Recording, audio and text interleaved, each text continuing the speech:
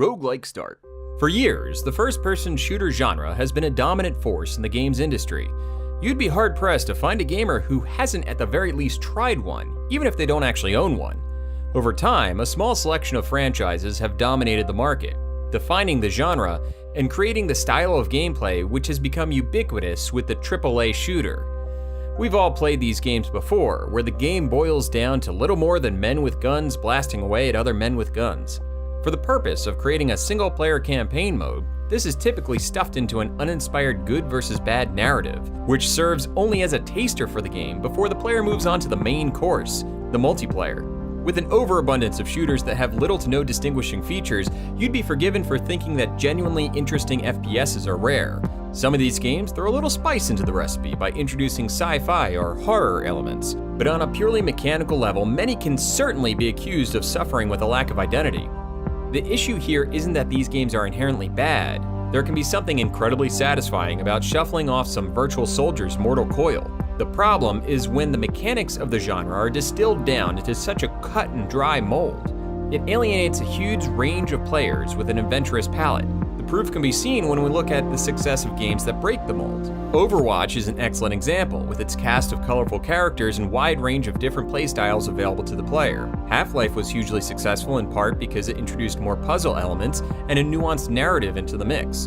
Half-Life spin-off Portal took that to another level with clever puzzle platforming. These games succeeded in taking the tired first-person shooter formula and pushing it into a new direction, and as a result, they've succeeded in reintroducing a huge number of people to the genre. Unfortunately, they are still too uncommon. When Bethesda announced that they were reviving the classic Doom franchise, the general feeling among gamers could probably be best described as nervous optimism. Remember, the original Doom was the game that kickstarted the entire shooter genre. In 1993, the original Doom launched to rave reviews and was obsessed over by the game-playing public, and all the shooters that immediately followed were following in its footsteps. In a way, it's somewhat poetic. As the industry has run out of ideas for the genre, it's revisiting the old guard in an attempt to find out what made it tick and transfer some of that energy.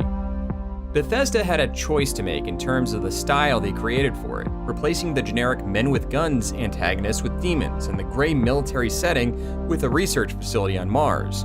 Instead, they created something genuinely interesting, and in doing so, put it in the select group of games that have changed the landscape of the genre. At the surface level, Doom looks destined to be another listless shooter in space.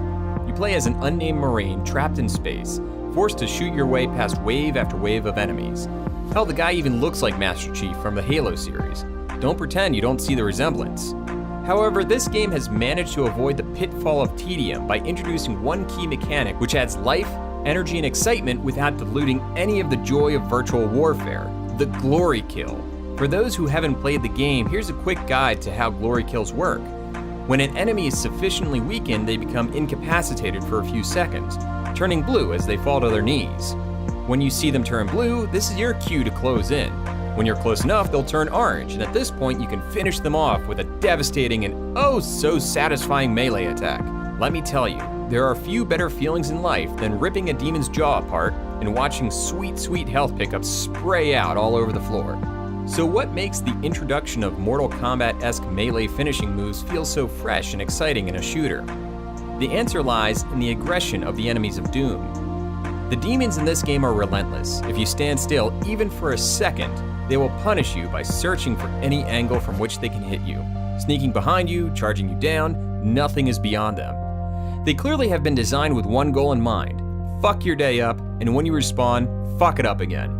Because the combat style is so aggressive, it is virtually impossible to avoid getting hit. In a game where you are almost certainly going to get hit, your only hope is to pick up health, wherever you can get it. To make things interesting, Doom creates a bizarre economy on health pickups. Every enemy you kill drops 2 amounts of health. If you kill them by shooting them, they drop a small amount of health. But if you want the full amount of health to recharge your health bar, you're going to need to get in close and finish them off with a glory kill. If you want to survive, there's no hiding. You're forced to get into the thick of the action. In a typical FPS, the emphasis is placed solely upon ranged weaponry. You're actively encouraged to maintain a safe distance from your opponent. Melee weapons usually get pushed into a supporting role. acting as kind of an emergency tool to be used in the event that enemies get too close or you run out of ammo. While this system is great for creating reasonably realistic combat, it's not quite so great when it comes to creating combat that's fast-paced and exciting. Generally speaking, you can always run for cover, hide behind a wall, and wait for a safe opportunity to pop off shots from a distance if things get too hectic in front of you. Doom flips this idea on its head, encouraging you to get up close and personal. This risk and reward style of combat is what sets Doom apart from other first-person shooters. It instills a sense of urgency into the play that is sorely lacking in the majority of games in the genre. You're forced to constantly keep moving, trying to maintain the right balance between keeping a safe distance while also remaining close enough that when one's weak, you can pounce on it and claim back some of the health you've probably lost. So while Doom may not have changed things to quite the extent of games like Overwatch, it's incredible how adding such a small mechanic has been able to create such a fresh twist on the genre. To many, the idea of comparing games like Overwatch to Call of Duty or Halo or Doom is like comparing apples and oranges. However, Doom shows that the genre can still be reinvigorated by a few tweaks here and there. This is an exciting time in gaming, and I look forward to the next game that puts a fresh and interesting spin on the shooter genre. From indie games like Superhot to huge AAA titles like Doom, the whole idea of the shooter genre is venturing into new directions at the moment. If you like this kind of content, please consider subscribing. Here's a playlist of our Dungeons & Dragons campaign, and here's a video on the history of Doom by me, Spoiler Kevin. Take care, everyone.